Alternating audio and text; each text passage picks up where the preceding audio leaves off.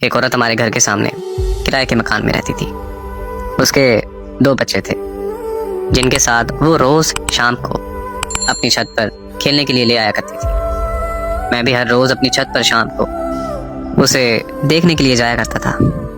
میں اس کو اشارے کرتا تھا مگر وہ اگنور کر دیتی تھی. اس بات کو 6 مہینے گزر چکے تھے مگر وہ میری طرف دیکھتی تک نہیں تھی.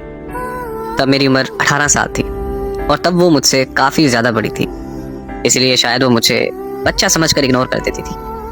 پھر ایک دن مجھے بخار ہونے کی وجہ سے میں چھت پر نہیں جا سکا تو وہ عورت میری عیادت کے لیے میرے گھر چلی آئی اور میرا حال چال پوچھ کر اپنے گھر واپس چلی گئی.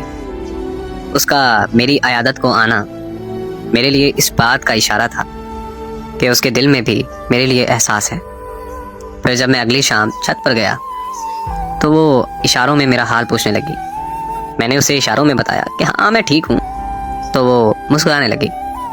2 دن بعد ایک پرچی پہ میں نے اپنا نمبر لکھ کر اس کی چھت پر پھینکا اور پھر اس نے مجھے فون کیا تو میں نے اسے اپنی محبت کا اظہار کیا اور پوچھا کہ کیا وہ مجھ سے شادی کرے گی. تو وہ ہنسنے لگی اور اس نے مجھے یہ کہا کہ تم ابھی بچے ہو، تمہیں سمجھ نہیں ہے کہ تم یہ کہہ کیا رہے ہو اور کس سے کہہ رہے ہو. وہ کہنے لگی کہ طلاق شدہ عورت سے کوئی شادی نہیں کرتا اور میں تو طلاق شدہ ہونے کے ساتھ ساتھ 2 بچوں کی ماں بھی ہوں. اس نے مجھے کہا کہ تم اچھے لڑکے ہو، بس ہم دوستی تک رہ سکتے ہیں. میں نے اس سے مزید شادی کی ضد کی تو اس نے مجھے کہا کہ اگر تم نے دوبارہ شادی کی بات کی تو میں تم سے بات ہی نہیں کروں گی. میں وہاں پر چپ ہو گیا اور ہم دوست بن کر رہنے لگے. ہم ایک دوسرے سے ہر بات شیئر کرتے تھے. ایک رات ہماری فون پر بات ہو رہی تھی کہ اس نے بتایا کہ وہ گھر پر اکیلی ہے کیونکہ اس کے امی ابو شہر سے باہر گئے. یہ سنتے ہی میں اس کے گھر کے باہر پہنچ گیا اور اسے دروازہ کھولنے کو کہا، لیکن اس نے دروازہ کھولنے سے انکار کر دیا. تو میں نے بھی ضد کر لی کہ میں پوری رات گھر کے باہر بیٹھا رہوں گا. 2 گھنٹوں کی ضد کے بعد آخرکار اس نے دروازہ کھول ہی دیا. لیکن آج مجھے اپنی اس ضد پر بہت زیادہ پچھتاوا ہوتا ہے کہ کاش میں نے اس دن اپنی ضد چھوڑ کر اس کی بات مان لی ہوتی تو آج وہ زندہ ہوتی.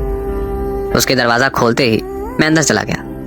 وہ بہت پریشان اور گھبرائی ہوئی تھی کیونکہ اسے ڈر تھا کہ کسی کو پتہ چل گیا تو اس کی عزت خاک میں مل جائے گی اور پھر اس کا ڈر سچ ثابت ہو گیا. مجھے کسی نے اس کے گھر داخل ہوتے ہوئے دیکھ لیا تھا اور اس شخص نے پورے محلے میں مسئلہ کھڑا کر دیا. سارے محلے والے اکٹھا ہو کر اس کے گھر کے باہر آ گئے. میں چھپ گیا تھا لیکن انہوں نے مجھے ڈھونڈ لیا تھا. میرے گھر والے بھی محلے والوں کے ساتھ موجود تھے.